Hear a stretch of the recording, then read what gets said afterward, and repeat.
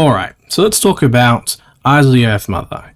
Why is this story important, and what do I want to talk about? Well, very long story short, this is pretty much a very useful blueprint for what is potentially going to happen in the long term of World of Warcraft's lore. And where I'm certain a lot of people have clicked onto it being important, I've yet to see anyone explain the kind of major importance of this story and how it kind of fits into everything. And so that's what I'm kind of going to do today, and then also just do some other tangential stuff with it. So let's start with the out of lore context for why Eyes of the Earth Mother is important. Prior to Chronicle, there were, I want to say 5, but I can't think of 4, so I'm going to say 4. There were 4 bits of lore that kind of told you bits and pieces of Azeroth's ancient history. These were specifically, I think it was the ordering or shaping of Azeroth, the Tauren mythology, the troll myths from Stranglethorn, and the Twin Empires, which, if I'm not mistaken, is the one that hinted at the Dark Trolls being a subsect of the Armani, which technically never actually got retconned. But anyway, with everything Blizzard said about moving into a new era of lore, etc., something that's rather apparent is that they've brought these 4 bits of lore back, or more precisely, they've brought at least 2 of these bits of lore back, and I won't be surprised if the other 2 end up turning up. Obviously, the Tauren mythology's turned up in Eyes of the Earth Mother, and that's the first time this set of lore has been brought back, and then the second time this set of lore has been brought back is with that annotated book everyone found in Dragonflight, which was either annotated by an Eltharion or some creature of the shadow that was correcting whoever wrote this Titan history of the world. And yeah, that was actually specifically the bit of lore that also implied there were 5 old gods, not 4. Though I'm personally convinced there was 6, but anyway. That's the out of lore context for why Eyes of the Earth Mother is relatively important to the lore and should be paid attention to. Alright, time to get into the lore reason for why Eyes of the Earth Mother is important. And yeah, as I said earlier, I'm pretty sure most people understand that this bit of lore has some significance to everything that's going on, but I've yet to see anyone explain what I'm about to explain and why, well yeah, this story is actually very, very important.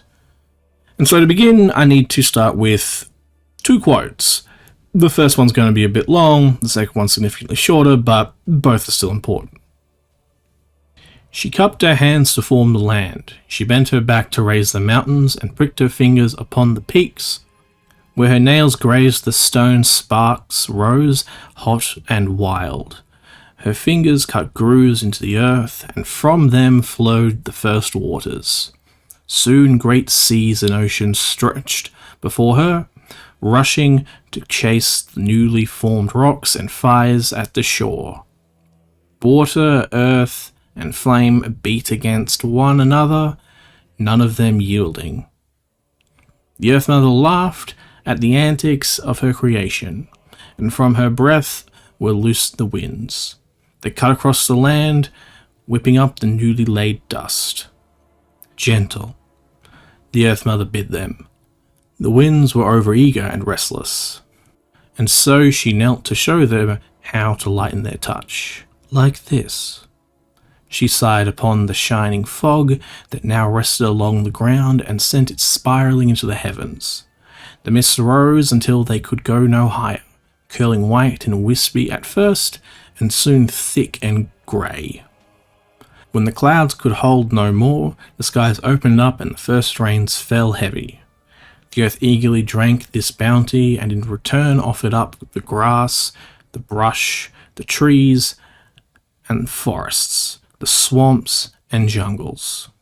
The winds, having learnt their lesson well, played softly with the vines and branches, over the flowering glades, dancing in delight. The Earth Mother gazed over these new works in wonder, and called them the elements by name. She gave names to the newborn rivers, she played games with the winds as they raced across the open plains. She lay against the still young mountains to speak at length with the stone, and oh how she loved to stretch her arms towards the heavens and feel the stars kiss her fingertips. All the wilds were her creation, her place of peace, her sanctuary. "You'll make fine companions for my children," she said to the elements. The Earth Mother grew to love the elements, and they loved her. So much so that when she asked for warmth, the mountains poured out their molten hearts for her. When she was parched, the skies opened up and the water dappled the ground. When she wished to hear music, the rivers whispered and the flames roared. Everything was new and radiant, brimming with her essence, enough to keep the darkness of the deep at bay. So yeah, first quote, bit long, but this will become important. So, what did you just listen to? Basically, you've just listened to the creation of Azeroth, apparently, and specifically a rather fluffy version of how the elements came to be. Keep that in mind. Time for the second quote. Her heart heavy, but her conviction firm, the Earth Mother called the elements to her for the final time. She summoned the rage of the fires, the rush of the winds, the strength of the stone, the push of the waters. They came to her, and with their aid, she stretched herself across the world. Insert some more fluffy stuff, and then we get to this part. And with her chest pressed to the earth, she let the beating of her heart dig deep once more. Here she rooted herself. Here she would make her stand. Here she would hold the shadows fast. Here she gave all of herself for her creations, never to rise and walk the land again, all to make the world safe for them. So, once again, what did we just listen to here? Well, basically, the Earth Mother story talks about the fall of Azeroth, etc., and this is basically her final fall, and how she summoned the elements to her side and decides to basically imprison herself within the planet to keep whatever corrupted the elements and the Shahalo at bay. Now, for those who have caught on, I know, right? That is pretty cool, and a pretty interesting way to, kind of give an indication as to when things happened, what's going on, and why. For those that haven't, don't worry, that's what this theory is about. Okay, so now looking back at the first thing that's going to kind of inform us as to what's going on here, go back to the first quote. And remember I mentioned that all of this seems to be related to the creation of the elements, etc., etc.? Well, when you take a double take on that entire quote, what you'll realize is that there's something a bit off about that whole description. The off bit being that we know the four main elements of the Great Dark Beyond, or Azeroth at the very least, are supposed to be fire, earth, water, and air, right? And we've got the elemental lords, etc., etc. What's really odd about the first quote is, though, that it mentions the wilds, the stars, it goes into all these very interesting analogies that seem to blur what the four main elements generally would be. I mean, obviously, yes, spirit and decay are a thing, but even then, it's still rather, how do I put it, fluffy. But I will admit, you could just argue, well, they're just doing a fluffy rendition of how the universe was created, or how the Great Dark Beyond was created, so who cares? And you'd be right. That is until you get to the second quote. And I think I'm just going to repeat the part of the second quote that I think had to be put in to this story, because it's just way, way too on the nose. She summoned the rage of the fires, the rush of the winds, the strength of the stones, the push of the waters. Fire, air, earth, and water. Ragnaros, Alakir, Tharazane, Neptulon. Azeroth summoned the elemental lords. That's literally what this story is saying, and the reason why the Reign of the Elements happened was specifically because of Azeroth. And the reason we know that this Reign of the Elements happened is, well, firstly, there are just way too many perspectives that kind of say, hey, yeah, elemental lords ruled, our gods came along, etc., etc. But what we never really knew about this era was why it happened. This story gives us the reason why it happened. As in, the assumption I think always was that the reason why Spirit left Azeroth was because it had something to do with the growth of the planet. Turns out, no, it was actually the complete opposite. And Azeroth quite literally excised all the spirit off the planet to bring the elemental lords to fruition in a general attempt to contain whatever was corrupting the elements of your Halo and was going to apparently kill the moon and the sun. And so now at this point you're like, well, hang on. That's a lot of implications there, isn't it? It's like, yeah, I know, and let's get into them, shall we? The first one is, yes, this story, let's just say, happened in the 100,000 years before Chronicle Volume 1 picks up with Azeroth, and it directly connects to what happened with the Elemental Lords controlling the planet.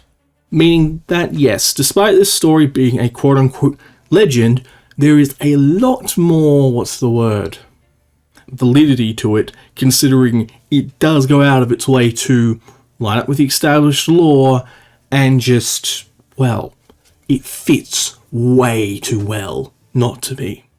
The next part that also kind of needs to be touched on in this regard is, yes, Azeroth contained the evil within them. So, you know how we've had external threats to Azeroth, etc., they're all bad? That is true.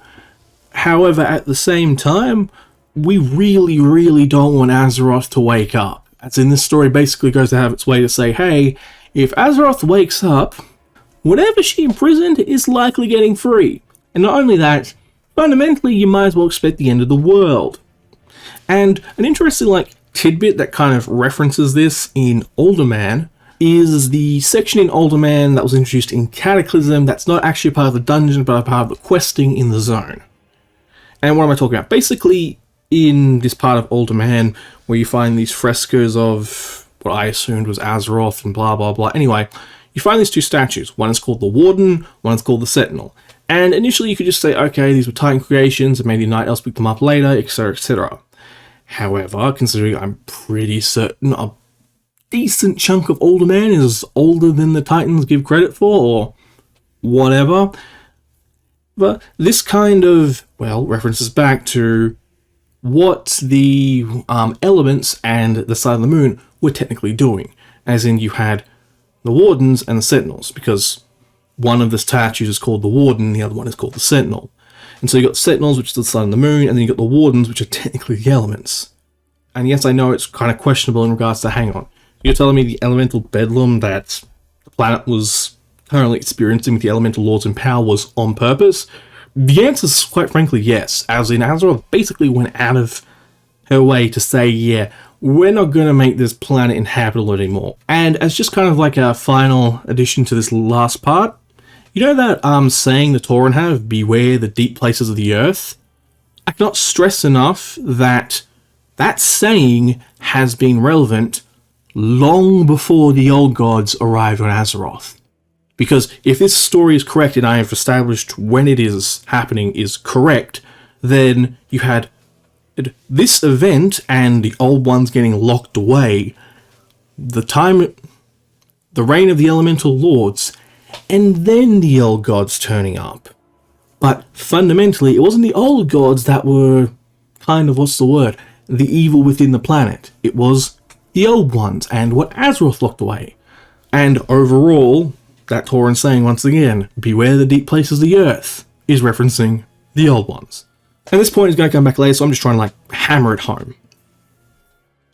Okay, so now going back to the quotes, and as some of you have probably already picked up on, the other aspect of this entire theory that's kind of, oh, that's a very big implication, is basically, if I'm saying that the second quote is referencing the elemental lords we know of, Alakia, Ragnaros, Tharazane, and Epsilon, what in the world is the first quote referencing, especially when it literally says she called the elements by name? Well, very good question. And the answer I have basically comes back to a theory I did, which is called, Anima and the Machinery of Death 2. And very long story short in that theory, it goes along the lines of elemental duality is a thing. Elemental duality implies that the elements have emotions related to them. Okay, cool. Why is that important? Well, because in Shadowlands, when you go to Bastion and Revendreth, you kind of see the denizens of those areas, excising memories, emotions, etc., etc. And it's like, well, hang on a second. So are they technically getting rid of the elements? And the answer would be yes. Yes, they are. Because, there's places that, because, the Shadowlands is described as a realm of anima, and so basically they're just kind of reflecting spirits down. Which, once again, okay, that makes sense.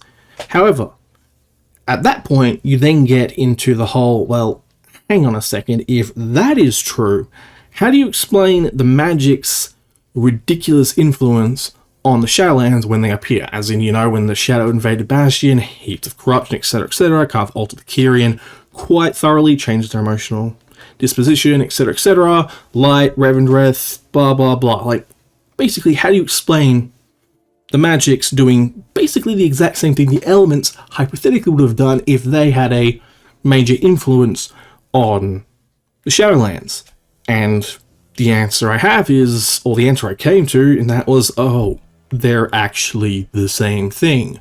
Or a lot more closely related than we think they are. And the best example I've been able to come up with, or analogy I've been able to come up with, is think about the periodic table in regards to science, like real-world science. That's probably the best analogy you're going to get in regards to how complex the magics and elements in World of Warcraft are. And the idea would be, in this analogy, that similar to how there are like metals and gases, or actually not even metals and gases, it'd be more let's go with reactive and inert. Let's, how there are like reactive and inert elements in chemistry. So basically, like the best two examples, like hydrogen and helium. One is highly stable, one is highly not. Fundamentally, the argument I'd be making is that, yeah, those two are the separation between the magics and the elements. And what's actually kind of funny is, which expansion was it? It was Legion in Azuna. I forget if it was the archaeology quest specifically, but I know it was definitely Azuna.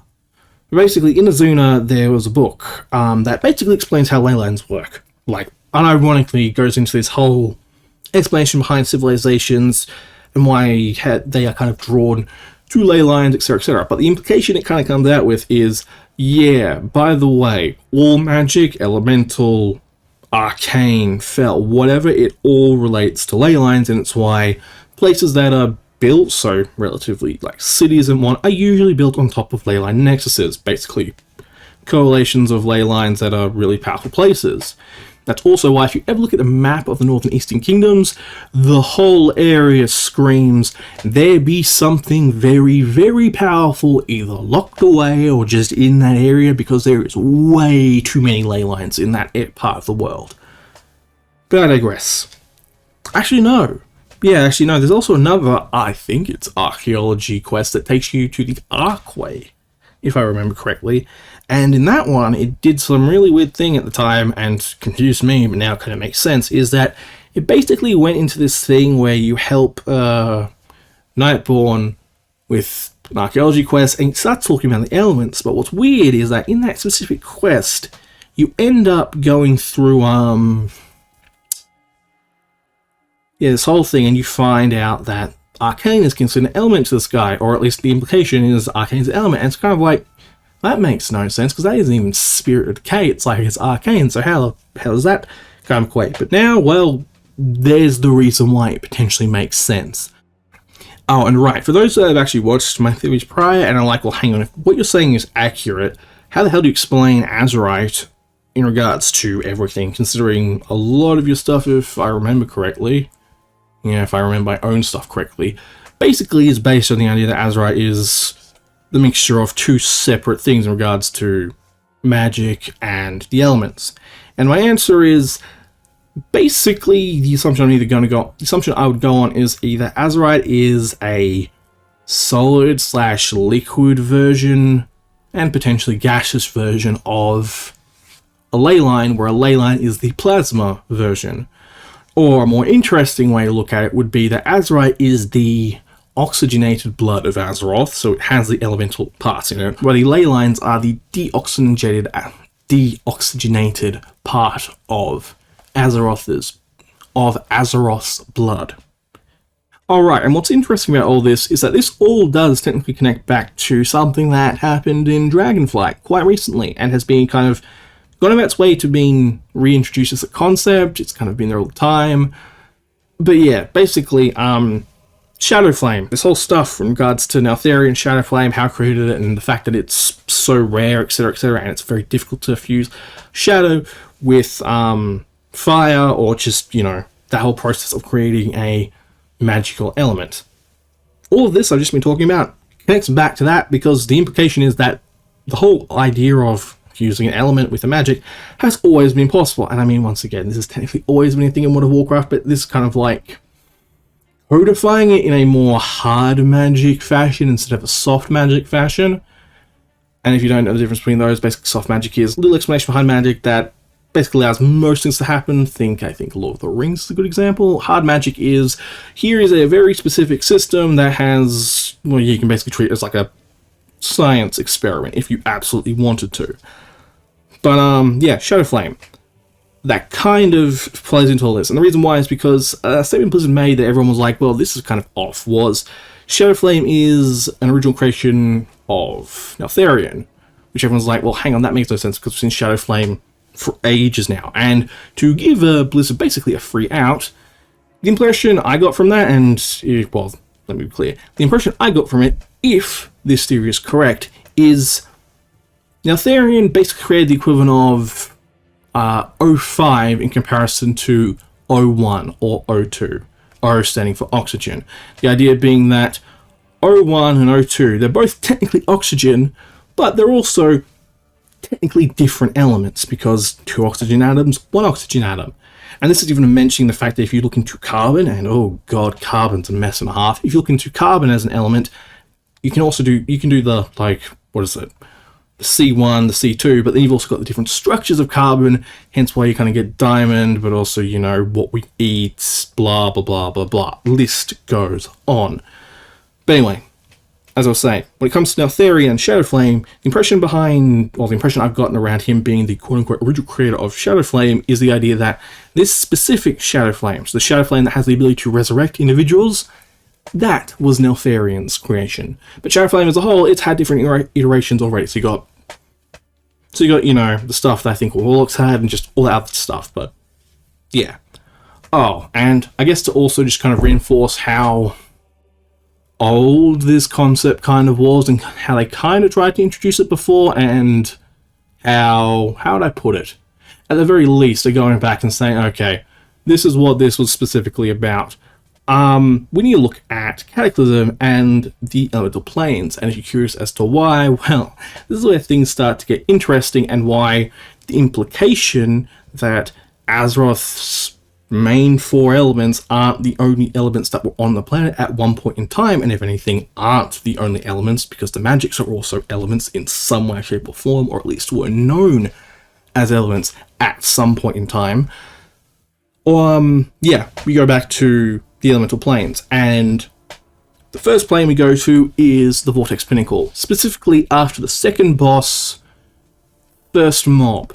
You go to fight that first mob. Once you've completed with it, look at the statues that are in that section of the dungeon. Why? Well, because what you'll notice is that there are 2 cranes there, just kind of out of nowhere. And remember, this isn't Cataclysm, so at the time, there's no reason to think that's kind of off, or even to just notice that they're there.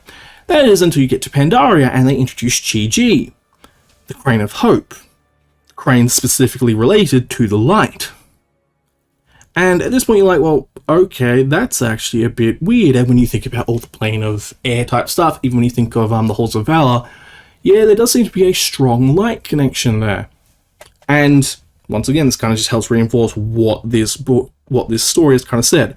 It's kind of saying. But then, on top of this, there's even more of that. So, Abyssal Moor and the Plane of Water basically has a connection to Shadow. I mean, the Abyssal Moor is kind of a dead giveaway for the name, but let's be real here. Everything that happened with the Naga and all that jazz that was related to Shadow, the depths, blah, blah, blah, that all kind of makes sense. Actually, no, not depths, just Shadow as a whole. That kind of makes sense. Same with Stone and Order. I mean, literally this entire Titan facility in the middle of the plane, but that aside, Stone and Order, Okay, cool, that makes sense. Now, the last one, the more interesting one, is actually the plane of fire, because fire doesn't get related to what you'd assume is Fel, despite the fact that, yes, we know Fel is very connected to fire, because, well, yeah, Fel fire. But no, the plane of fire is actually related to life, and the reason I can say that with such confidence, because I'm literally saying fire druids, is because, yes, we actually dealt with fire druids back in Cataclysm, as in Fandral Staghelm and everyone's favourite druid form, or at least most people's favourite druid form. That is literally an incarnation of fire and life magic. And so I guess the point I'm trying to get at here is that this implication that the magics and the elements aren't actually that different, and that in the very beginning of Azeroth's creation, there was a lot less distinction between the four elements and just everything else in regards to the magics, isn't actually that far-fetched. It's actually quite believable, and if true, well, yeah, we've basically got an entire hidden civilization prior to the elemental lords that kind of happened in some way, shape, or form. And admittedly, for all those that have watched, I think is what, Flames of Dawn, or just any decent amount of my content, this is not a surprise for you. But yeah, anyway, those are kind of like the three overall things that this specific half of the story kind of talks about, or kind of implies with these two quotes. It's that, A, we know when this occurred, and it's basically, once again, just for brevity's sake, 100,000 years before we pick up with the Elemental Lords in control of Azeroth, and gives an explanation behind why the Elemental Lords are in control of Azeroth. That explanation being, and the second point being, that Azeroth locked away the old ones inside of Azeroth. And so where Azeroth definitely has external threats, the main ones, at least in this story, and the ones that basically almost killed the sun, killed the moon, corrupted the elements, corrupted the Shahalo, and basically got Azeroth to sacrifice herself and turn herself into a planet. Actually sacrificed herself twice thinking about it, but yeah, turned herself into a planet. Yeah, they're inside the planet, and so Azeroth, like, yeah, not really a good thing. And the biggest point to take away from this is that the beware the deep places of the earth the Tauren have been talking about for, well, yeah, actually, pretty much, I think, since the origin of the game has been recontextualized to basically say, yeah, this was in place long before the old gods appeared. We're referring to the old ones when we say, don't go down into the deep places. And the third aspect of this specific part of the story is basically explaining something that kind of got explained already in Dragonflight with the whole fusion of, what is it? Shadow and fire, so you get the shadow flame and all that jazz, but it kind of just helps reinforce the concept that fusing magic and elements isn't that strange. It can be done quite a lot, and apparently Azeroth's original state, there was a lot more, what's the word? Or not a lot more, a lot less division between what the elements and the magics were. And for all those who are like, hang on, does this mean the meme might slowly be becoming more true? And yeah, long story short, the answer is yes. Light Lord may actually end up becoming a real thing, especially when you've got a bunch of Dark Irons trying to resurrect the guy. But anyway, but here's the kicker to everything I've just been saying. This is only the first part of this entire theory, or the implications of this book. I mean, there are a lot more, but of like the main theories and things this story implies, this is like the first half. Let's get on to the second half, which, let's be clear, is almost as insane. Actually, no, it's not insane. Or at least, no, this part isn't that insane. The next part, oh yeah, the next part's definitely insane. Alright. Time for the second part of this theory, and the part that goes off the deep end. So, if you've noticed something about Eyes the Earth Mother, there's something kind of awkward about it, and that is, it doesn't explain everything, as in you can assume it's the creation of the universe, or at the very least the Great Dark Beyond, etc, etc, but even then, there are two issues with it. The first one being is that it does not touch on, or even remotely explain everything that's going on with the Zereths, the first ones and all that jazz, and where you could argue, oh, they're probably going to retcon all that stuff. trust me, I don't think they're going to retcon it, and actually, I think, anyway, just wait for it. So yeah, there's that. Then there's also the other aspect of, and this is the part that a lot of creation stories absolutely drive me mad with, is this story doesn't start at the beginning. As in, where the Titans kind of start off with, there was once upon a time, blah, blah, Big Bang, etc., etc. Yet, no. Azeroth's story in The Earth Mother starts off with, Azeroth was running from the Old Ones. Have fun from there, and do you want to explain that aspect? Do you want to explain how they got pregnant? Do you want to explain who the Old Ones are and why they want to apparently go after a pregnant god, etc., etc.? No? Oh, okay, cool. So, they're kind of the two big, what the hell's going on here questions. And, oh boy, where at first you'd think, okay, well, you can't do anything about it. Good luck. This is really obscure stuff. They'll probably never explain this. No, because me being me, I may have accidentally found, where they're actually going to go with this. And, this one was a deep cut, but, it's a really fun one. I gotta tell you that right now. But yeah, so, what am I talking about? Well, you remember how I mentioned at the start there were those 4 bits of lore prior to Chronicle that kind of explained the prehistory of Azeroth, like the really old times of Azeroth?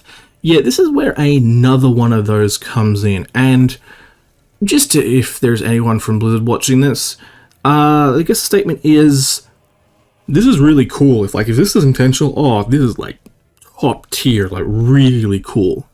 If it's not on purpose, I guess you're welcome, and or I'm sorry for making things more complex than they have to be. But anyway, which bit of lore am I talking about? I'm specifically talking about the troll legends from Stranglethorn. And actually, before I continue, one more thing. Locke, if you're listening to this, I hope you find this next part entertaining, because you have always found, the Torah mythology and the troll legends quite interesting. So yeah, continuing on. Troll legends, specifically the third troll legend, has this really fire quote that, I'm just going to read it right now. The seas parted and Minloth's spell sped towards the servants of Neptulon. Lightning tore the sky and the spell struck them, and 1,000 bolts fell, boiling water and burning craters in the earth. Minloth cried in triumph, knowing his spell would fell the great beast. But the Kraken are old. Very old. They remember when the land was first born from the sea. They remember when the Old Ones ruled and when the travellers came to cast them down. They remember when magic was new. They are old and they hold many secrets. And though Minloth's spell was strong, it, like the troll, was mortal, and so it failed. So you know how in life you kind of have those mic drop moments? When I first read this, this was my mic drop moment, because it's like, oh, that's really good, and if I've just found this, that's even better, because, Old Ones get specifically mentioned in Eyes of the Earth Mother. And now, you've got this thing, which basically is saying, the Old Ones and the Travellers, they be old as hell, old as the planet itself. And as we've just been talking about a story that discusses the creation of the planet, we now have an interesting dynamic, don't we? We have the Old Ones, and we have the Travellers. The implication being that Azeroth is one of these Travellers. And the Old Ones are the creatures that got imprisoned by Azeroth at some point in time. Actually, no, I'm just going to name them now. There are 5 Old Ones, specifically hatred, anger, greed, war, and sorrow. And I'm not pulling this out of my ass. These are actually referenced concepts that corrupt the Shahalo and the elements and cause kind of the downfall of the planet to begin with. So, if you're after your big bads potentially in the far future, they're your 5 big bads you want to look out for. And actually, yeah, at this point, I'm going to have to explain who the Old Ones and the Travelers are. So let's just start with the Old Ones and address something that anyone who's got as much of an obscure amount of lore knowledge as I do in World of Warcraft is going to point out. Hang on a second, mate. The Old Ones. That's just another name for the Old Gods. We know this because, well, firstly, the story could arguably be referencing the Titans and the Old Gods, but also, which questline is it? It's the questline where we find out Yasharaj has 7 heads. Pandaria. The, Mantid stuff. Is it the Klaxivus? Reputation questline, I think? I think it's Klaxivus. Or basically the Paragons. Basically, when you get further enough down that questline, you find out that, if anything related to Yasharaj comes back, we're going to have to fight them. God, I was annoyed we actually had to kill them because those old guys actually had a potential for a lot of knowledge. But anyway, basically tell you, we're going to have to fight them eventually. And on top of that, they also mention that, Yasharaj has 7 heads, and they call the Old Gods the Old Ones. Now, when I first read this, I was like, this must be some form of retcon or discontinuation of the Old Ones being called the Old Gods and the Old Gods being called the Old Ones, because, as I've kind of hopefully pointed out so far, the Old Gods came after the Old Ones. The Eyes of the Earth Mother goes out of its way to distinguish the two. So, what's going on with that? And, as many of you have probably noticed, hang on, 5 Old Ones, 5 Old Gods. Oh yeah, that makes sense. But hang on a second, aren't you the guy who keeps saying there's 6 Old Gods, not 5?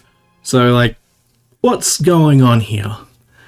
Well, let's just say a lot of lore recently has become kind of convenient in explaining pretty much what I think happened and distinguishing the two in a very clever way that I think will hopefully be revealed potentially in the next expansion, actually, if there's going to be a relation to the Old Gods. But, okay, so, how does this work? Let's start from the top. Okay, Azeroth seals away the Old Ones, universe is allowed to progress as it is without the Old Ones trying to destroy everything, and potentially this is how the universe ended up the way it was, because fundamentally these dark entities were locked away, etc, etc. Now, as we know, over time, and as these things we kind of have the whole we have the whole Magic's war, basically, between Order, Chaos, Light, Shadow, blah, blah, blah, blah, blah. The Magics just don't get along. Now, during this time, apparently, the Shadow had gained an obsession with futures.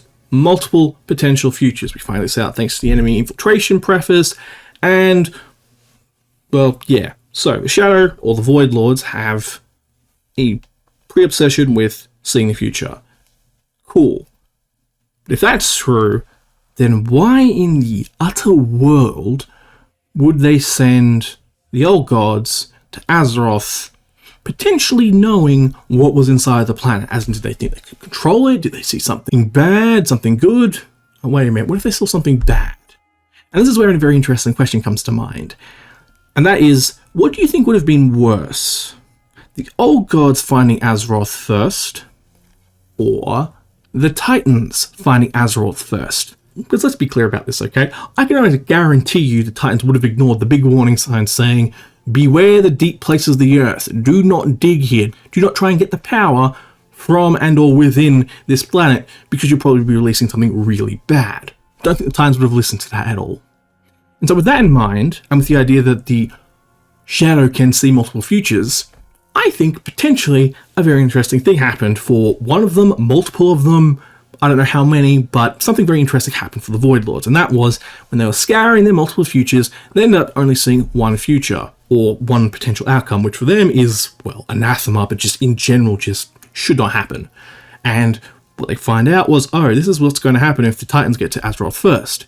And so in a, this would be like an anti-hero twist, relating to the Old Gods and the Void Lords, is the idea that knowing that the worst was going to happen if they didn't do anything, they started to send out the old gods, or the Void Lords created the old gods, basically taking pieces of their power and shooting it into the universe using their kind of infinite future sight and potentials to try and pick out planets that would actually have Azeroth on them, because they couldn't guarantee that which planet they were going to. And if you want to make this even more interesting, every time the Void Lords created an old god, or at least one of the Void Lords created an old god, the process kind of diminished their power. So fundamentally, they're kind of sacrificing themselves for the betterment of the universe.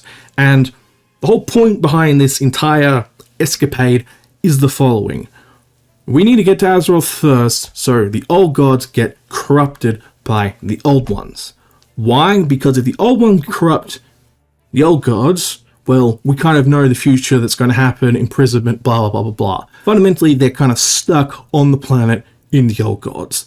However, if for whatever reason they get into a Titan, yeah, there's going to be big problems. And what's interesting about this is this actually could have been the potential reasoning behind Telgris and why the Nathrezim wanted Sargeras to destroy it. And what I mean by that is Titans, creatures of order, blah, blah, blah, takes a lot of time to develop, etc., etc.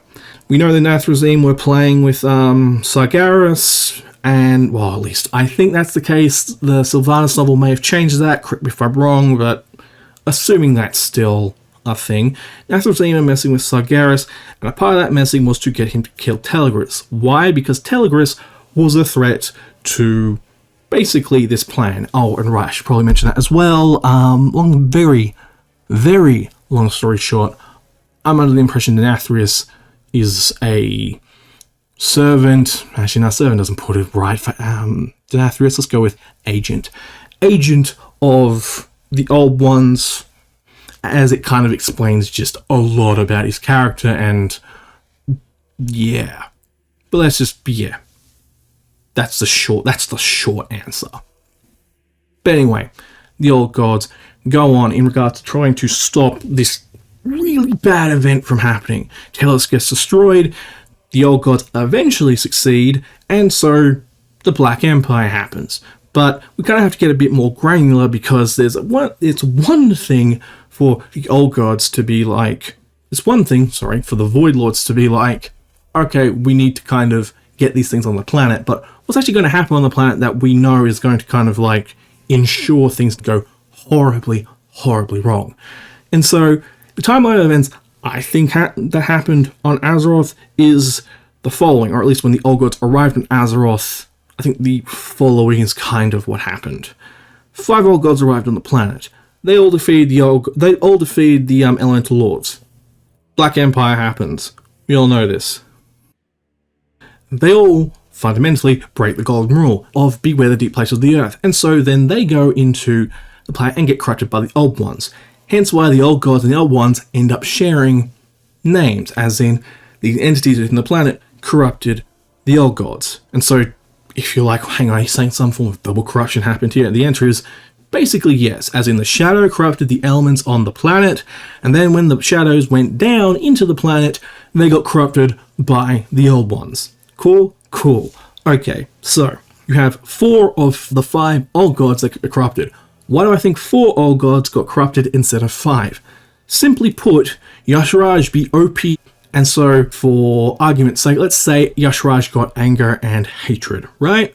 N'Zoth, Yogg-Saron, and C'Thun would have gotten the other old ones, and there are your 4 corrupted old gods. This corruption is the reason why they killed the 5th one, as in the one that everyone suspects was dead at some point in time, or got killed at some point in time. This is why they died. So, at this during time, there are 4 old gods. However, because Yasharaj is either too powerful, or because the old ones just really don't like being in close contact with each other, something spawns off Yasharaj, or something comes off Yasharaj, and then you get your quote-unquote 6 old god, but there are only 5 currently active on the planet, while the non-corrupted one is either quote-unquote dead, or at least depowered to a point where it's just not doing anything. So cool. You have that. Now, at this time, the Titans arrive, or more precisely, Agromar arrives like, ah shit, this is bad, leaves, comes back to the Pantheon, they're like, ah shit, this is bad, and history kind of plays along as we know it. Yasharaj gets pulled out of the planet, killing it, because yes, I am one of those people that is like, certain Yasharaj got killed in the process of Amenthul pulling it out of the planet. And so then you've got your 4 corrupted old gods that are imprisoned, because they've got the old ones inside of them. One of the old ones has either potentially been freed, and I honestly wouldn't be surprised if it got freed, to be honest, but potentially got freed, or at the very least has been put out of action to some degree because of what happened to Yasharaj. But Yasharaj as an old god is gone. Only remnants being the heart and the potential legacy surrounding the wind serpents, blah blah blah. Now, at this point you're like, well, hang on. That means only 4 got imprisoned. Well, yes and no, because at this point then the question becomes, well, what happens if the Titans happen to find that old god that didn't get corrupted, and what if they happen to use them for something important? Or at the very least, because the Titans are the Titans, they didn't distinguish the difference between the old gods, as in one wasn't corrupted by the old ones, while the others were. And so, like all the other old gods, they imprisoned them, and potentially used them for something that was, well, really important. What was that important thing? Well, the 6 old gods that I think existed at this point were Yasharaj, Yog-Saron, N'Zoth, C'Thun, Isildur, long story short, a serpent a very, very big serpent actually, that got defeated by Odin, potentially the landmass of the Dragon Isles, progenitor of the dragons, and just, yeah, overall, there's your 5th old god. And then your 6th old god is Gahania.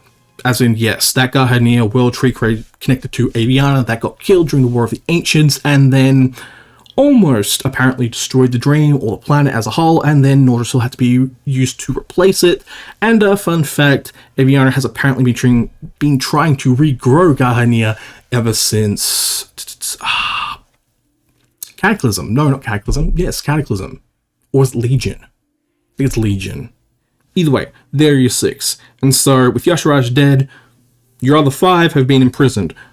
2, ironically enough, have potentially been imprisoned in the dream. 3 having been imprisoned on the planet. And what's interesting about the dream imprisonment versus the real life imprisonment is that, if my memory serves me, and I could be completely wrong here, when you read the Androsil part of Chronicle Volume 1, it mentions that Yog-Saron let his brothers into the dream. And I think it specifically mentions, I could be wrong here, not Yasharaj, it specifically mentions N'Zoth and C'Thun, right? But it doesn't mention it doesn't mention these other potential old gods, right? Well, if they were already imprisoned inside of the dream, then he never really had to do it to begin with. And so I was like, oh, that makes sense. But then, on top of this, the reason why Isildur would also potentially have a connection to the dream is because if Isildur was created from potentially the remains of Gahania, like the uncorrupted remains of Gahania, and was also connected to Yasharaj, it kind of explains the idea of a serpent related to the dream. Because the idea would be that kind of has aspects of both old gods, but is also correct with the old ones, etc., etc. And Gahania, well, the idea would be that Gahania is specifically related to the Emerald Dream, the actual whole concept of the blueprint of the Emerald Dream, for the specific reason that it was not corrupted by the old ones. So it actually had a potential memory or idea of what the planet was prior to the old gods arriving, and the old ones hadn't corrupted it, so the Titans could use that memory to create the Emerald Dream. So yeah, okay, cool. At this point, you have your 5 imprisoned, 1 killed, that's your 6. And then you basically have history play out as we kind of know it does. Alright, and so this is where the interesting question comes in. Why didn't the Titans kill the old gods? Was it because they needed to reincarnate in the void, etc., etc.? Well, if this theory is correct, and the reason why the old ones and the old gods have this name-sharing scheme at some point in time, because the old ones corrupted the old gods, I think a part of the Void Lord's plans, or what they saw would happen, is that when the Titans conquer the planet, look at these old guys like, okay, so they're a shadow, but we also notice there's something else wrong with them, specifically the old ones. And that's recognition of something being very wrong and potentially what happened with the death of Yasharaj. They were like, okay, we don't really care. Originally, we wouldn't have cared if we killed them. Main reason being is because, yes, they would have gone back to the void, but we already know, not the void, that we've already gone back to the shadow, but we know it takes them a lot of energy to get to the planet already, so we can just defend it. Cool. So no, the reason wasn't reincarnation back into the shadow. The issue was the old ones. Specifically, the potential concept that the old ones are now kind of bound to the old gods, a part of the shadow's plan. And if they're killed, they kind of get free. And so the overall implication is, and yeah, it's really, actually, it makes you wonder about those whispers, actually. But the overall potential implication is we've actually set free 1, 2, 3. Yeah, we set free 3 old ones at this point in N'Zoth, Yogg-Saron, and C'Thun. Yasharaj was potentially already freed because the Titans messed up.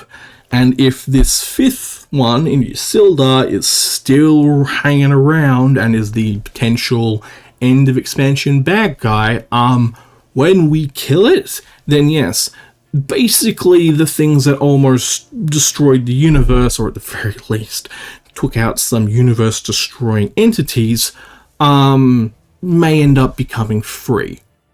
So yeah, not a good time, as you can probably imagine, but you know, fun for players to fight.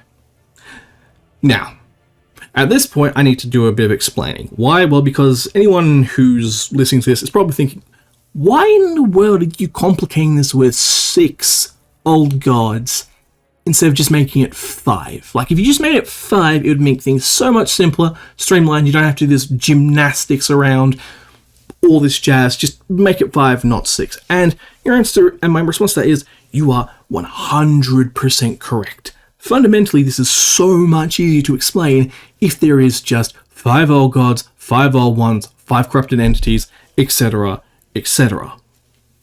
However, the reason why I am not convinced, and like really not convinced, why there overall 6 old gods and there's been this transition point at times, is because arguably the reason why most of my theories surrounding the old gods and just everything in that has been rather convincing is because I've been using WoD and just Draenor as a whole as my reference point. And for those who have watched my theories before, will probably be able to mention in the comments, part of the reason why a lot of the things I've kind of said have some convincing manner to it is because the connections between Azeroth and Draenor are ridiculous, absolutely ridiculous. And when you break that stuff down, apply certain concepts to both in regards to them being a part of the same universe, it's like, oh, okay, yeah, no, highly, highly likely that these planets are related and it's not just a coincidence. And so with that in mind, the issue I have, or the reason why I'm convinced there are 6, is because I'm convinced there was 6 spore mounds on Draenor. And if you're after the breakdown goes something along the lines of, oh yeah, and actually no, before I go into this breakdown, the other thing is that the similarities between all of the spore mounds and the old gods is just dumb uncanny as well. But yeah, anyway, let's get into this. Spore mounds, there are 6. First spore mound, Frostfire Ridge, torn out by a Titan creature, equivalent Yasharaj. Second set of spore mounds, Nanu, Zangar, and Batan, Farlan, Zangarmarsh, and Tanan Jungle. All 3 were defeated by Titan creations in basically really big wars. Each ended up becoming a continent in of themselves, and their equivalents obviously are N'Zoth, Yogg-Saron, and C'Thun. This now leaves technically what I would consider the 4th old god, but I'm just kind of like listing these in like the way I remember them at the moment. So then you've got your 5th old god. The 5th old god is the creator old god, specifically called Tala. Tala was created by the basically remnants slash servants of remnants slash servants of Batan, and basically you get quote unquote the artificial spore mound or the artificial old god. Location Talador. And so the equivalent for this, if my theory about who the 6 old gods are, that's Ysilda, and it's basically the remnant creation of Gahania and Yasharaj. So there's number 5. And this is where 6 comes in. And 6 is arguably the most contentious one, but also the one that I'm convinced is a thing because it's just way, way too many similarities for this to just be an accidental coincidence. Okay, so 6 old god, I'm just going to call it Iraq. I'm sorry, 6 spore mound, I'm just going to call it Iraq. Ended up becoming the Spire of Iraq, and then after the explosion that blew up the entire spire, got turned into the Spires of Iraq, aka the home of the Arakoa, the bird people. Why do I think Spire of Iraq was a spore mound? Well, long story short, whole zone is full of these really, really weird mountain ridges that are honestly obnoxious as hell to navigate. At first, they don't make any sense.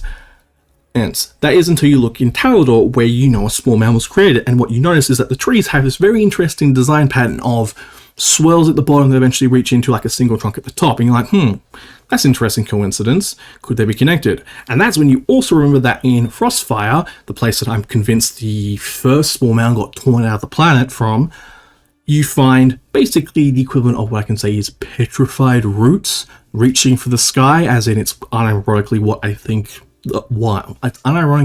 think Frostfire is designed the way it is with its rock formations, as in that's literally the petrified roots of that spore mound being kind of just killed off instantly.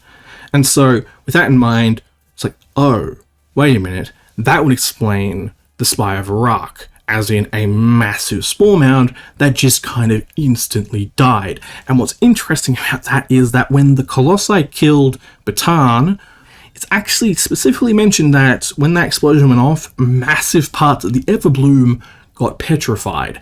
And once again, I thought that was like an offhanded thing, like, why are you mentioning this? I mean, okay, that's context, and it's pretty interesting, but it's like, why? And it's like, well, that potentially explains why Iraq died. It was kind of the backlash from Batan and just this massive explosion caused by the Colossi. And what's interesting about that is that this potentially explains what the Everbloom like questline was actually going to be, because okay, admittedly, we were supposed to go to Faralan, right, and basically do more with the Botany and all that jazz, but basically the thought that comes to mind is, well, what if Iraq's consciousness survived, and that's kind of why the Everbloom still exists, and it kind of started occupying slash possessing the Botany and kind of going off to Faralan to try and reconstitute itself, basically cannibalizing one of its previous quote-unquote brothers or sisters to recreate itself and turn itself back into a massive threat. But yeah, that's like just a potential thought in regards to what was going to be the questline for Faralan, because yeah, we lost a lot in WoD. Like, there was the whole stuff with Shatteroth and Talador, there was Faralan, there was apparently supposed to be, if I'm not mistaken, I think there was supposed to be an ogre place to the south west as well. But anyway, back to the point. That explanation of Iraq almost fits too perfectly with Gahania. The reason being is that if you assume Gahania's consciousness survived and go by that idea that it potentially had a memory of the template of what Azeroth was like prior to the old gods turning up, then, or at least, not even that, it would potentially just be a template of what Azeroth knew. It would be a template of what Azeroth knew the planet looked like. Then yeah, there you go. Or even if the Titans messed with Gahania's brain to create the template, it makes sense because there's your quote-unquote spore mound, old god, hive mind thing that's just there, that's useful. On top of this, the bird connection is just uncanny as all hell. Like, how do I put this nicely? The fact that the Harpies and Aviana and all that jazz is related to Gahania, and then you go to Draenor and you have the Spire of Arak and all of the stuff relating to the Arakoan gods, and when you really look into it, the Raven Mother is just the one-for-one analogy between those two is just ridiculous. But main point is the Spire of Arak and Gahania have way too many similarities, once again, for at least for me to be a coincidence. So that, once again, when you consider that Gahania was a tree, or is a tree, and then you go down the path, it's probably explain that, but we'll just skip over it. You then go down the path that I'm under the impression that the Void Lords, when they sent out the old gods, they weren't massive piles of flesh, there were shadow corruption that then corrupted things and ended up creating similes of life, etc., or they just corrupted life, and then the old ones would have corrupted that life. The idea is basically not that far-fetched, or at the very, at least, yeah, for me, it's not that far-fetched. So, yeah, if you don't want to say the 6 old gods specifically, I don't blame you. Actually, wait, yeah, before I cut this off. The only other thing that kind of helps me potentially prove this is that border image of the old gods in Chronicle Volume 3, and the reason why is because originally, and I was also like really bad at this, when I first saw that, like, oh, okay, 5 old gods, cool, they're bringing them back, and the thought instantly came to mind, yes, that one in the top left obviously must be Yasharaj. Just look at its face, because that doesn't have 7 eyes, all that jazz. I'm like, oh yeah, that might be just metaphorics, etc. And it's like, yeah, it could be, but then it's that funny thing of like, well, hang on a second, you were literally the guy who's saying Yasharaj has 7 heads, so why in the hell would this thing not have 7 heads? And it's like, oh, yeah, that kind of makes sense. Because what's interesting about this is that if you assume that thing isn't, specifically the thing in the top left, isn't Yasharaj, then what you have is, quote-unquote, Ysildar, this massive serpent that did turn up at some point, and that did eventually get defeated by Odin. Yeah, that makes sense in the top left. You got Yogg-Saron in the bottom left. You got N'Zoth in the top right, which honestly fits his form so much better than the bottom right. You've then got Gahania in the bottom right and Sithun in the middle. And basically, Gahania being in the bottom right makes so much more sense because, once again, Gahania is known to be a massive tree, so it kind of makes significantly more sense, at least in my head. But that's all been a very fun tangent, so let's go back to the main point. The old ones. Old ones corrupted the old gods, and the whole reason behind that, and the whole reason behind why they both share a name, or shared a name at a point, is because the old ones had corrupted the old gods when they ran into the planet. Alright, cool. So, now we get on to the Travelers. And, well, as I mentioned earlier, the first Traveler, the implication is that it had to have been Azeroth, which, once again, that kind of makes sense, because running from the old ones, traveling through the universe, eventually creates their own thing, blah, blah, blah. Okay, cool. That makes sense. But this is not Traveler, it's Travelers, meaning plural. So the question then becomes, well, okay, who in the world are the other Travelers that would have had to have been, assumedly, on par with power to Azeroth? And this is where everyone's favourite character, kind of comes back, even though I feel like a lot of people got kind of fed up with how overused he was. But yeah, trust me, I'm not bringing him back for no reason. So, Argus. Yes, that Argus, quote-unquote Titan Argus that got tortured, etc., etc. So yeah, I think he was a Traveler. Why do I think he was a Traveler? Well, because in his origin story in 1,000 Years' War, he does the exact same thing as I, the Earth Mother that irks the living hell out of me. He doesn't start at the beginning, or he kind of starts at the beginning, but then he implies something that this is nowhere near the beginning.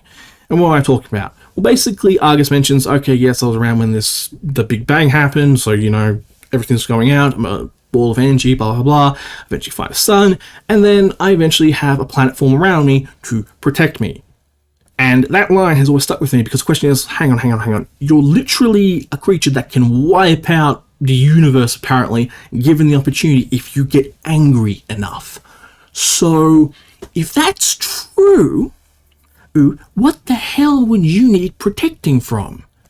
Well, funnily enough, Eyes the Earth Mother gives the explanation behind what he would have been hiding from. He would have been hiding from the Old Ones. And what's interesting is Azeroth and him quite literally do the same thing. They basically create planets around them, have life live and die on them to kind of act as a buffer of some form. Except, as I kind of mentioned, Azeroth seemed to be the main target, and because of her sacrifice, the other planets potentially didn't have to deal with the Old Ones and their corruption. Now, that's two. Are there any others you can think of off the top of your head? Well, for me, there's one other I can think of off the top of my head, and I honestly think they're going to end up becoming or being equated to this level of power and potentially become one of the Travelers, is everyone's favorite or new favorite void creature that's been mentioned, Anshul. And I mean, look, it's a very thin connection, and we're going with Anshul the Wanderer, Anshul the Traveller, Wanderer Traveller. Not that much of a difference, is there, between the wording, or just the meaning of the words. But yeah, you take that, you then also take the fact that Anshul is named Anshul, and it's literally, you got Anshi, Anshul. That naming scheme is not by coincidence, considering if everything implied by Eye of the Earth Mother is true, then fundamentally the Shahalo language and being called anything in, I think it's Torhe, I think, or just anything related to the Tauran language, if you have a name equivalent in that language, you're old. You're very, very old. So yeah, Anshul. So the implication here, at least for me, is, okay, you got 3 Travelers so far. Azeroth, Argus, Anshul. Now, what's interesting about this is, well, okay, if we know Azeroth is supposed to be center of the universe, or like the special one that can, like, what's the word, balance out all the other magics, and then we've got Argus, which we know is specifically related to death, and then we've got Anshul specifically related to the shadow. The implication would then be, well, okay, if we've got 5 Old Ones, the implication would be we have 7 Travelers. And what's convenient about this is that when you take away Azeroth, or have Azeroth be the quote-unquote center, you then have 6 Travelers, which then perfectly aligns with the amount of Xeros there have been. With the amount of Xeros that have been mentioned. So it's like, oh, okay, so the Travelers in the first one, the same thing? I mean, in this theory, let's go with yes, although if they're not, let's be real here. One could just be slightly higher than the other, but both could be just as old. It's just basically a thing of, depending on how much flavor Blizzard wants to add, you could say they're different or separate, but either way, I'm pretty certain both have connection to the Xeros. So, with that in mind, Anshul, you got Argus, you got Azeroth, off. We now need Travelers for Order, Life, Light, and Chaos. And off the top of my head, I ain't got anything. Like, oh wait. Oh, no, tell me. Oh, that would work. That would work. That would really work. And if they... Yeah.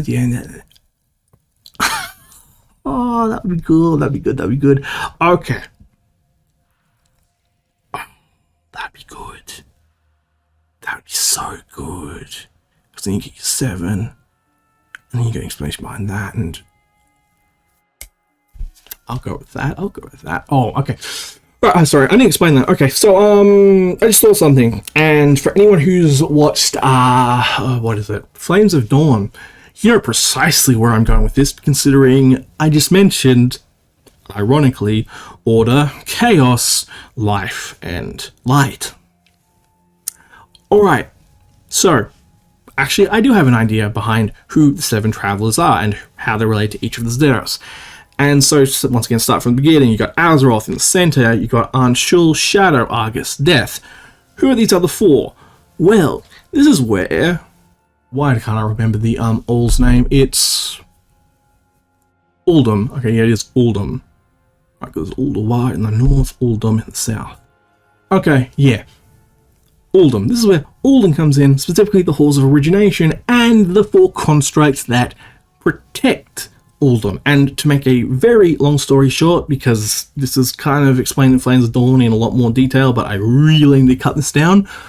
Basically, in Uldum, next to the Halls of Origination, there is this place called the Tomb of the Progenitors. Now, what's weird about the Tomb of the Progenitors is that it seems to indicate that these progenitors specifically relate to the constructs of the Halls of Origination. So, specifically, was it a jackal, a hawk, a ram, and a human type thing, basically? But either way, it seems to imply that, okay, those are progenitors, these 4 constructs are made in their image.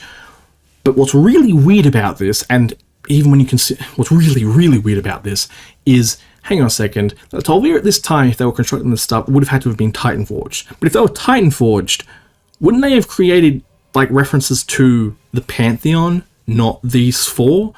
Or more precisely, if there's a reference to these 4, why would the Pantheon allow that to happen, considering the constructs are supposed to apparently be designed in their image? And so the general assumption I've come to is, okay, the Pantheon has to recognize whatever those 4 constructs are representing as powerful deities, hence why they were created to begin, hence why they were created in their image. But then you also then take the fact that it's Tomb of the Progenitors, meaning that they're also potentially saying that they're older than the Pantheon. And when you then also consider the fact that we've recently found out about the whole Odin propaganda model of, yeah, nothing was alive or created before order, it's like, okay, that works, because I think in that entire spiel he does mention one thing. He mentions, don't tell the mortals about the first ones, because he recognizes them as a thing. And so for these things, so for there to be progenitors that aren't the Pantheon, the assumption I'm going to go off is that, yeah, this is referencing the first ones despite Odin's express order. And yeah, okay, I get it. They've basically made Odin to be the, prime designate, etc., and he kind of went on a power trip with it. But I'm not going to lie, when you read Chronicle Volume 1 and go through the titles, it's actually implied that Ra-Den had the higher title than Odin before he got the prime designate role. So if anything, I'm just going to assume Ra-Den was like, oh, and also they're both created by the same Titan, specifically Thor. So I'm going to assume that Ra-Den, when he was in the south, was like, yeah, screw you, Odin, I'm going to do what I want.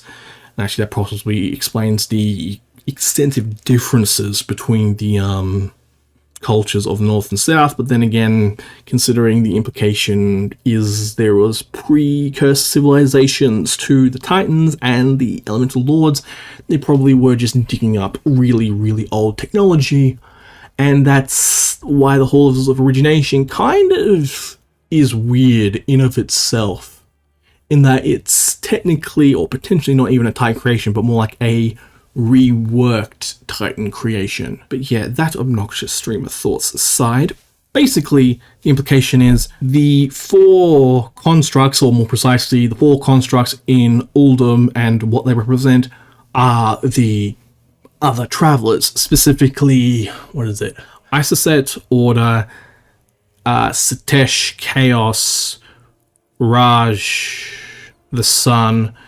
and Amane, Life. And what's interesting about those 4, and you can actually go look at this in-game if you want, is that when you actually go to each of the zones relating to these specific constructs, they all have representations of the magics specifically related to them, so order, light, life, etc., just in very different forms than you'd expect. Like, Satesh looks like he's related to the shadow, but we know he's specifically related to chaos thanks to his, title and that jazz. We know, Isoset, Raj, and Amane are the exact same thing, and as in off the top of my head, I think Amane is the only other example of proper unordered nature in the game other than Draenor, I think. But anyway, yeah, there are your 7. 1 for each Zereth. All are represented in-game in some way, shape, or form at this point in time. And basically, they are the enemies of the old ones. And I'm not going to lie, okay? Where I'm saying there are 5 old ones at this point, I am praying there are more, because I just feel like it'd be more cool But anyway, at this point, the question becomes, okay, so you've proven that the Old Ones and the Travelers existed at some point in time. You've proven that here they are in reference within the lore. Why does all this matter? What does it all imply? Well, this is when Chronicle Volume 1 and the Titans explanation behind the creation of the universe comes in really handy, despite that I know a lot of people are going to say it's a load. Bear with me. Titans basically go on this whole thing, or at least the way I've interpreted the Titans' origin is they basically say there's a sea of light, nothingness. Sea of Light started to expand, started to kind of beat back this nothingness, but then because infighting specifically between the light and the shadow on the creation side, they kind of blew everything up and created this Big Bang scenario, which I think according to the Times created the Twisting Nether, and then it kind of just cascaded outwards into the creation of everything. Now, the reason why this is important is because if we've got the Old Ones on one side, the Travelers on another, and you go on the assumption, well, the Zeros we know are related to creation, etc., with Azeroth as well, and then we've also got the Old Ones that obviously seem to be anathema to all that jazz, and obviously we're trying to destroy everything. There are your two sides of creation. You've got your Travelers, you've got your Old Ones, you've got one representing, well, yeah, what is it? The Deep, Oblivion, Nothingness, or as it seems to commonly be known now, the Cosmic Void, basically. And then on the other side, you've kind of got quote-unquote creation represented by the Seven, specifically Azeroth and the Travelers. And so the assumption would be that if times were even semi-accurate, then the general implication is the Travelers started to spread out across the universe, spreading creation, blah, blah, blah, in their own different ways. They were kind of separated. And while they were doing so, they were potentially having to fight off the Old Ones. No biggie, because they were apparently winning. Unfortunately for them, as time went on, they maybe started to lose their power, or they just couldn't keep it up, and eventually infighting started. And so then it would have been, ironically enough, Anshul and Raj that blew everything up. And when I say blew everything up, they basically created the Big Bang, which then explains Argus's perspective of I was once a ball of light, blah, blah, blah, that went out into everything. And ironically enough, if you go by the Titans' reaction to Argus, he may have actually been on Anshul's side, because they call him Unmaker specifically, and they really, really don't like him. So if the Titans did have information of this original conflict, that might have been what Argus originally did. And I mean, admittedly, it doesn't really excuse the shit he went through, because the implication seems to be that when this war went on and everything that happened, some of them may have lost their memories, or at least I'm pretty damn convinced Argus lost his memory of that original conflict, and that's what sent him out into the universe. But Azeroth obviously didn't. Potentially Anshul didn't, but I guess the question really comes down to your interpretation of that. Overall, that's why Eyes of the Earth Mother is important, and yeah, where I know I've done a lot of rambling in this, for the most part, yeah, I just haven't seen people touch on these specific aspects of Eyes of the Earth Mother. Like, I've seen people touch on other parts, which are definitely important. It's just that, yeah, what I just explained, haven't heard talked about yet. Or at least, if it has been, it hasn't crossed my feed, or I haven't been able to find anything on it either. I've really been looking either, though. But yeah. Oh, right, actually. No, I need to mention these two as well, don't I? Okay, so there's two other things I need to mention in regards to this. And that is, firstly, Azeroth may not have been a Traveler. Azeroth may have actually been an Old One in the beginning. And to kind of explain that whole crazy dynamic, long story short, when you read Eyes of the Earth Mother, Azeroth seems to have a lot of connection to the concept of sorrow. Or at least when I was reading it, I was like, you scream sorrowful for some reason. And the thought crossed my mind, well, hang on. If Azeroth was sorrow, and ironically enough, if she had twins as well, what if she was part of this, Old Ones, whatnot, but wanted to create life, and so potentially made an alliance with a specific, made an alliance with a very specific servant of the Travelers, or just the Travelers as a whole, and that kind of tipped the balance, and it was why the Travelers were able to quite literally spread across the universe in the beginning, But then, obviously, the universe kind of came to an end. Old Ones seemingly didn't actually lose much in that, or at least they were still able enough to track down one of their own, and they really wanted revenge on Azeroth, and so that's why they were hunting Azeroth down, or at least that's a potential reason why Azeroth was being specifically hunted down, and why there are 7 travelers instead of 6, because 6 perfectly matches the Xerath. And what's interesting about that is, yeah, I'm going to be stuck on this for ages until I get proven wrong. What's interesting about this is that if you know anything about Varisa Windrunner and you've read, Sister is another word for always, I think. Basically the Varisa story in Folks and Fairy Tales. If you read that and then come back to listen to everything I've just been talking about, or this specific section, you're like, oh, those two have a lot in common, don't they? You know, Azeroth and Varisa. And I'm like, yeah, I'm not going crazy. I swear I'm not going crazy here. And I swear Varisa is either going to start a war to end all wars, or she's going to end up being related to Sorrow in some major way. Because I can't stress enough how her story in Folks and Fairy Tales is just beyond crazy that it happened, but also that I can almost guarantee that it did happen. And it's not like a complete hallucination and that they were just only going on an acid trip. Like, no, I guarantee you that story happened. And yeah, actually, no, I'll just mention this here as well. Yeah, that story proves the Primus / quote-unquote Maldraxxus theory surrounding Zovul being possessed, or at least the possessed aspect of Zovul being possessed. Whether it's a Primus or not is a completely different story altogether, but yes, I can guarantee you that theory by, I think it was Discordian Kitty, 100% correct, because there is like a exchange in that story where Zovul kind of goes along the line. You know what? I'm going to quote it.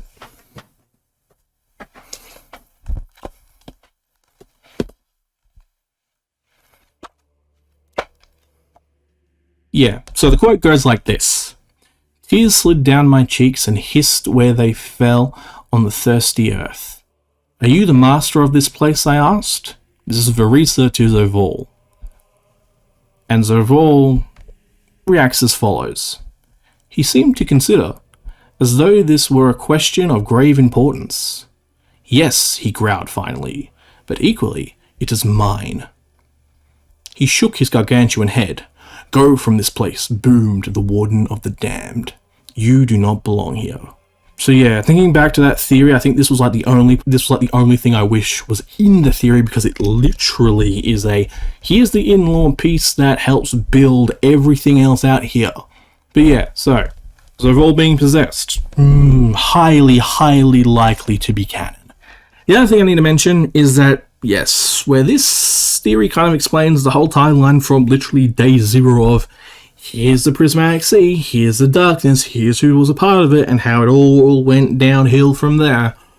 There's one specific piece of the timeline that I need to just say hasn't been explained yet, that I think actually has been explained but hasn't been put into proper context. And that bit is the part where Agramar turned up on Azeroth at one point, saw the planet, ran to the Pantheon, and then came back. And the reason why that specific time period, so between when he left and the Pantheon came back, is, at least for me, being explained, but also contextually within the lore hasn't been explained, is because the amount of explanation that's going to be needed to explain what happened in that time period is, well, quite frankly, ridiculous. But, funnily enough, considering we're going to the other side of Azeroth, apparently, and considering they've also gone out of their way to ensure that the Chronicle series as a whole, not just Chronicle Volume 1, but Chronicle Volume 2, are now more fiction than fact, the implication is, or at least the theory I have, is everything that happened on Draenor, from when Agramar first arrived on the planet, created Grond and all that jazz, and fought the Spore Mounds, all the way through to Gul'dan coming into contact with Medivh. Like, that specific event all happened basically between when Agramar left and then came back with the Pantheon. And if you're like, at this point, hang on. Are you saying Draenor from day one has been a time travel story, and do you have any idea how much that breaks so many preconceived conceptions of what's going on in regards to Draenor?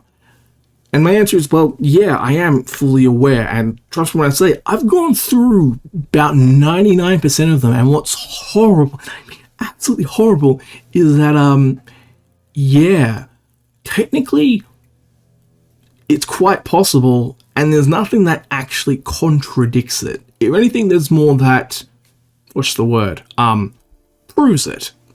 And once again, as I said, considering going to the other side of Azeroth, I'm very, very curious as to what we're going to find, because if we find what I think we're going to find, oh boy, you know that reaction Gul'dan had when he was just before he died? Yeah, that's going to be the reaction of a lot of people. But yeah, see us. Wait, because we all know I'm not exactly making content regularly, I think I should probably just add this part. And so how is everything I've just talked about going to affect the general future of World of Warcraft's lore? Or at least going into 10.2 and 10.3? Well, all of this is really going to come down to what I mentioned earlier in regards to whether the Void Lords sent the Old Gods to get corrupted by the Old Ones. Because technically if they did do that, they kind of sent them on a mission that would result in them experiencing a fate possibly worse than death. Specifically the whole imprisonment by the Titans, consistent experimentation, etc, etc. So yeah, if that aspect is true, and the Old Gods did get corrupted by the Old Ones, then potentially, especially if Xal'atath was an Old God, or at least a part of an Old God, I wouldn't be surprised if her entire MO is centered on revenge against the Void Lords. And what's interesting about that is it would also potentially explain her veneration of the Black Empire specifically, the one on Azeroth, but not the Void Lords as a whole. Potentially. And I mean, actually, if anything, it might also explain why the Old Gods never seemingly brought the Void Lords into the universe, despite the fact they had access to Azeroth as a whole, and instead decided to just start infighting. Although that infighting would also be generally caused by the Old One's corruption. But yeah, anyway, it would basically imply that Xal'atath's whole MO is revenge against the Void Lords, and reasonably so, and it's why she's helping Ridicron in some way, shape, or form corrupt Azeroth. And the idea behind corrupting Azeroth, or at least helping her wake up in some way, shape, or form on the part of Xal'atath and Ridicron, is potentially either a good thing or a bad thing. Bad thing, because as I mentioned, if we go by Eyes of the Earth Mother, two of the Old One's corruptive influences, or at least potential corruptive influences, relates to hatred and anger. And let's be real here, revenge is definitely going to fit under one of those concepts, and so it would be very interesting and or potentially possible that both are being influenced by one of these Old One's concepts, if they're actually a thing. Also rather interesting, is if the part I mentioned about the Old One, sorry, not the Old Ones, if the part I mentioned about the Void Lords spending a lot of energy creating the Old Gods, sending them out and basically trying to just stop the Titans before they got to Azeroth, well, the question really becomes, how much energy did they use in that process, and did they potentially wipe themselves out in the process? And if you're like, what do you mean? Well, it'd be just interesting if the Void Lords, in their attempt to stop the Old Ones from getting out, potentially exhausted all their power, and that is basically why they've kind of been more aloof than anything else. And what would also be interesting about this is that it would also imply that when Azshara went to whatever the Shadow Realm is, the Void Lords weren't there. Or potentially they were in a weakened state for her to dominate them. And actually, speaking of Ajara as well, I would assume in some way, shape, or form, she has something to do with the Old Ones. But I also wouldn't be surprised if she's just out for herself, considering if N'Zoth was still corrupted by the Old Ones when he went out and did, what was it, BFA and his whole thing, it would just be, well, betrayal because she's incredibly selfish and strong-willed. But if not, and she is being, or at least has some form of corruption in regards to the Old Ones active, that would imply that the Old Ones have gotten a surprisingly strong grip on the Shadow as a whole, which, well, for all of us is not a very good thing, and could also potentially explain a Shadow invasion.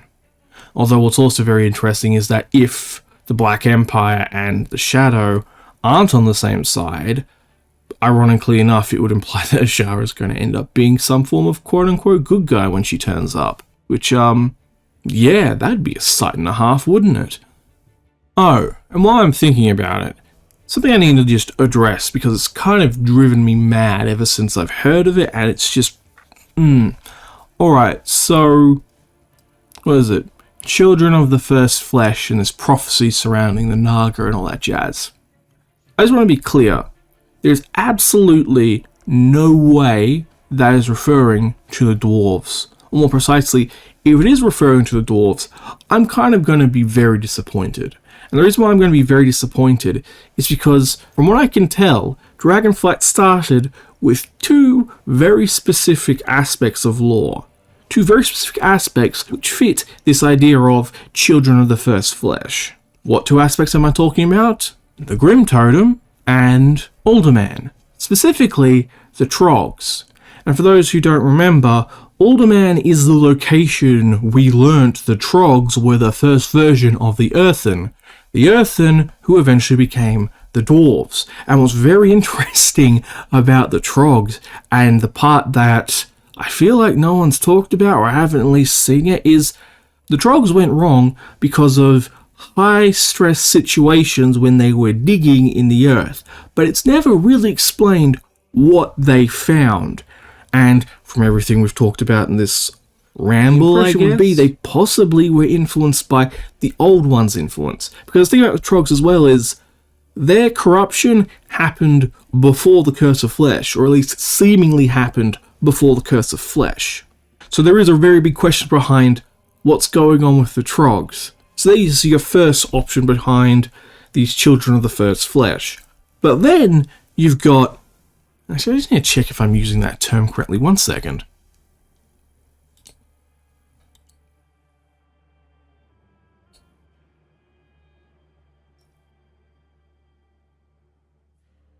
Yeah, children of the first flesh. So there's your first option. Your second option is the Grim Totem. And the Grim Totem, well, I don't know the precise specifics of how Dragonflight started, whether it was a Grim Totem plot or a Rogue Grim Totem, but even if it was a Rogue Grim Totem Tauren that went off and basically started this whole set of events, I am honestly willing to say, like wholeheartedly, there is no way Magath the Grim Totem was not fully aware of that plot and most likely let it happen. Why, you ask? Because in terms of, what's the word? Manipulative individuals in World of Warcraft that have gotten the adventurers to do what she's wanted, whether it be good or bad, she is arguably top tier, like first or second in being able to get us to do things that we really didn't want to do. And that's like not even a joke, might I add. As in, if you think the old gods are good at manipulating us adventurers, go look up what Magath has gotten us to do, and it's just like, wow, we are unironically lucky you got bowled with Garrosh, because if you didn't, most people would never have figured you out until way too late, and even then, she got Karen, so yeah, maybe we were too late. Either way, When it comes to the Grim Totem and the Tauren as a whole, they're the only other species that kind of fits the Children of the First Flesh potential, solely because they are the oldest, so they would assumedly be the quote-unquote Children of the First Flesh. That said, though, it wouldn't be all Tauren. It would specifically be the Grim Totems, because they've followed a alternate/old version of the Tauren ways that I think Magatha has just consistently preached since day one, that for the most part, we know nothing about, and we have no idea where it's really come from. And, well, okay, I say that, but once again, if you've read Eyes of the Earth Mother, you kind of get a very good idea of where this has come from, and it basically, once again, goes all the way back to the old ones. Oh, and actually, thinking about it, here's a real deep cut, and it's the idea that both of these options could be true, as in it could be the Grim Totem and the Trogs. And if you're like, how the hell do you figure that? Well, fun fact, and I'm pretty sure anyone who's played Vanilla WoW will be able to corroborate this for me. Original Ragefire Chasm, you have to deal with the Trog, etc., but I'm pretty sure there's a quest that you can get from Magatha Grim Totem, or just a Tauren as a whole, which implies Magatha Grim Totem was part of the reason why the Trogs were down there in the first place, or how they infiltrated that specific part of Orgrimmar. So, potentially, if we've just gone for a real deep cut, the idea is that, this idea of the Children of the First Flesh digging, looking for something. Yes. Yeah. Beware the deep places of the earth, digging where they shouldn't be. Well, that's potentially been going on for ages, and I'm really not that surprised either, because, once again, the Trogs have been in game since, vanilla, and we really haven't had a clue as to what they've been doing, ever, other than they're potentially just crazed, but then it also kind of doesn't explain their specific invasions of, Gnomeregan, and just their whole outlook as a whole. Although, actually, that's another thing I should probably mention about the Trogs. The Trogs potentially have the same habits as the Dwarves, in that Dwarves are drawn to Titan locations, or at least I'm pretty sure that's still a thing, in where Dwarves generally set up cities and civilization around X-Titan facilities. Well, there's a very real potential that the Trogs also did the same thing, which, if accurate, definitely makes you wonder about where they've been this entire time. But yeah, either way, these Children of the First Flesh, they're either going to be Trogs or Tauren.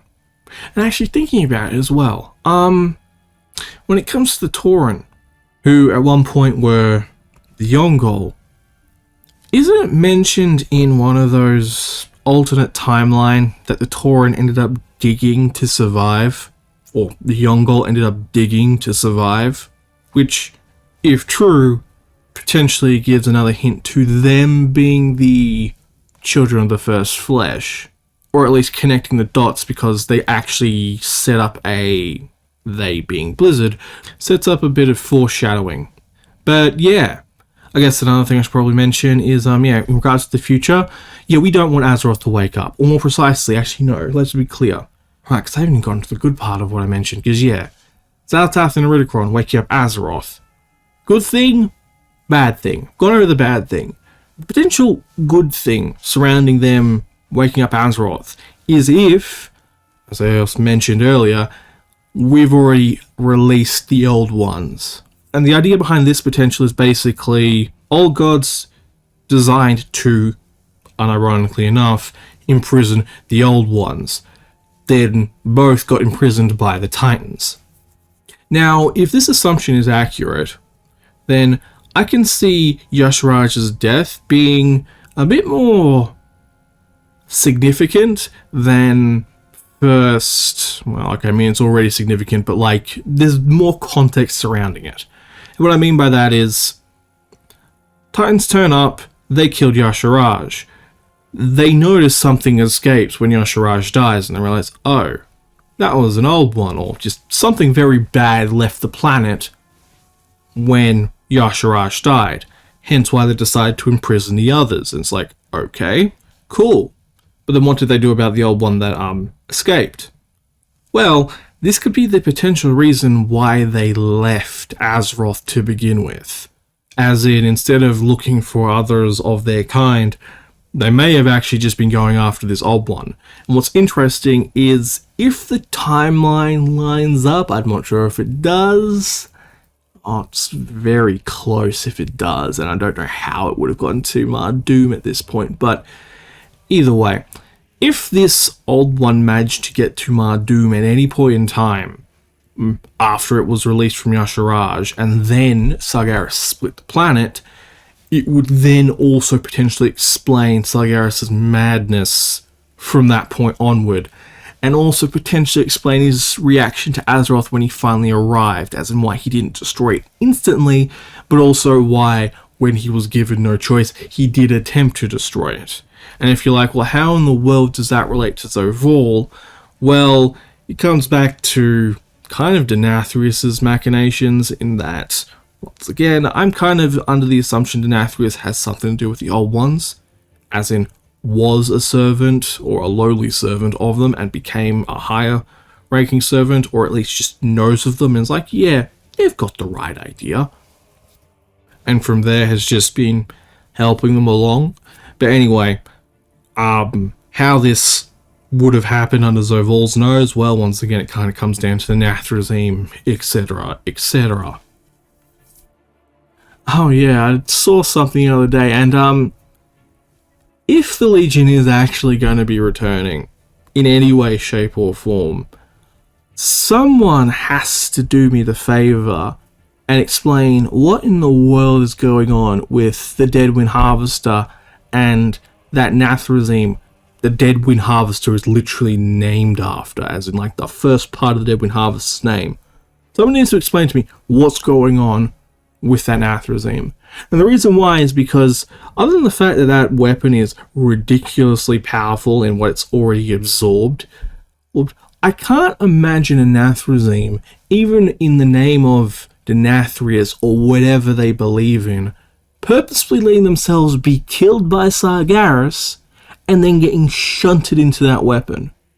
And so the question that kind of comes to mind, at least with that Nathrezim, is what in the world did he do wrong for him to literally get shunted into this weapon? I mean, it's obvious he's still not exactly a good thing at all, but yeah. Alright, I should probably mention this. Why do I think the Titans were potentially aware of the Old Ones? The reason why I think the Titans may have become aware of the Old Ones is because, well, firstly, what happened with Yasharaj, potential escape of an Old One. But other than that, it's the Pandaria quests surrounding Wrathion, if it's still canon. Specifically, the aspect surrounding, what is it?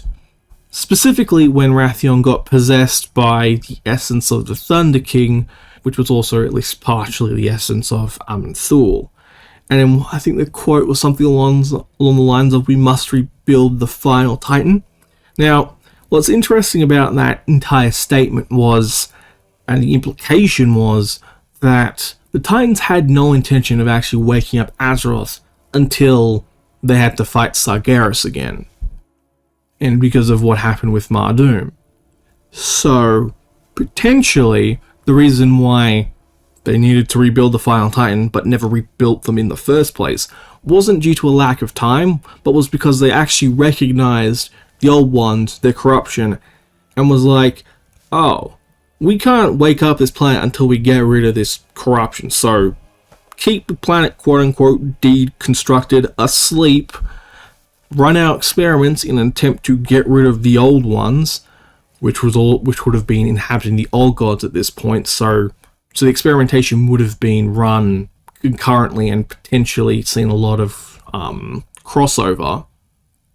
But all in all, that would explain why the Titans left Azeroth in the state that they have, and why they went out of their way to set up Azeroth as this massive prison. Oh, and just to be clear, it doesn't make them the good guys. There's way too many inconsistencies surrounding what we already know about them to even consider them the good guys. But it does give a more no realistic, potentially rational explanation behind everything that's currently going on in Azeroth other than just pure evil? Oh yeah, and thinking about it, Iridikron got the essence of Galakrond.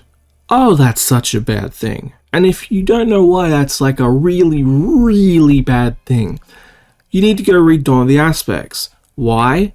That entire story basically happens because of the essence of Iridikron corrupting a Spark of Tyr, which, when that happened, well, long story short, the whole plot happens, but to give you an idea of how bad and how corruptive that essence is, this essence was so corruptive that basically when Jaina was doing her investigations into what this artifact was, this essence had seemingly corrupted the magical archives of the person who had originally made them. That's how corruptive and how it could just bounce between in magic and human and just living creatures. But not only that, when this thing got to the Nexus with Kalik, it basically tapped into the Nexus, a massive leyline Nexus, might I add, and locked down the area and made it basically impossible to get into.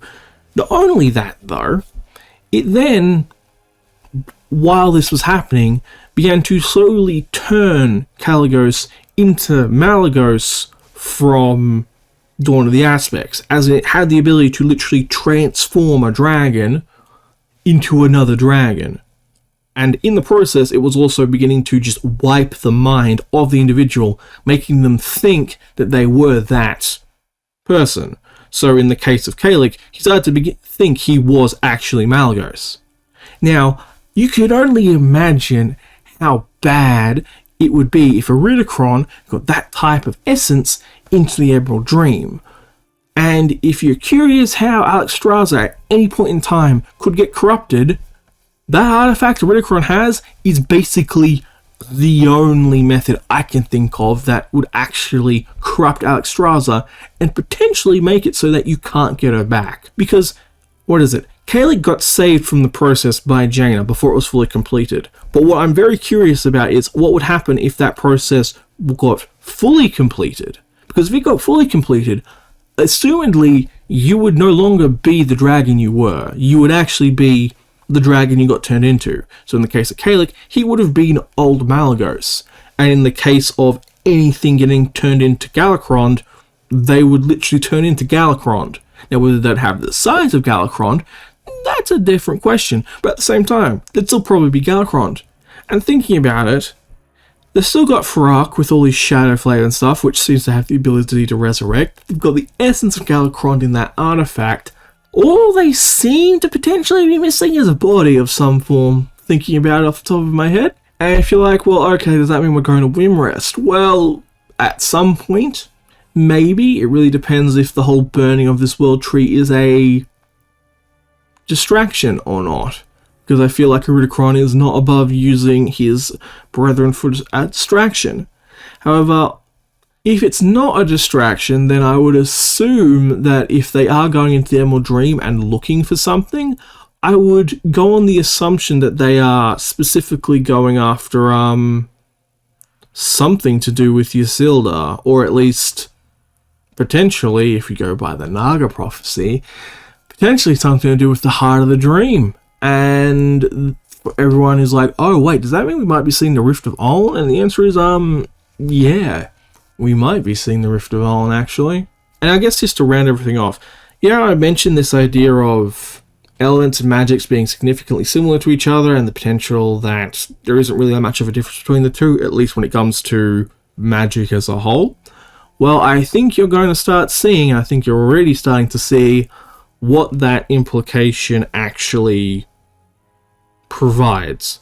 As in, if I'm not mistaken, there are a bunch of old concepts and old combinations of magics, or even new combinations of, race class stuff, which people are like, oh, that can happen? And the answer is, well, yes, that can happen, because if this theory about how magic works is accurate, or at least potentially how magic interacts with each other works, then yeah, the combinations are literally infinite. And yes, it would imply that any race class combo is possible. But yeah, that should be it. See ya.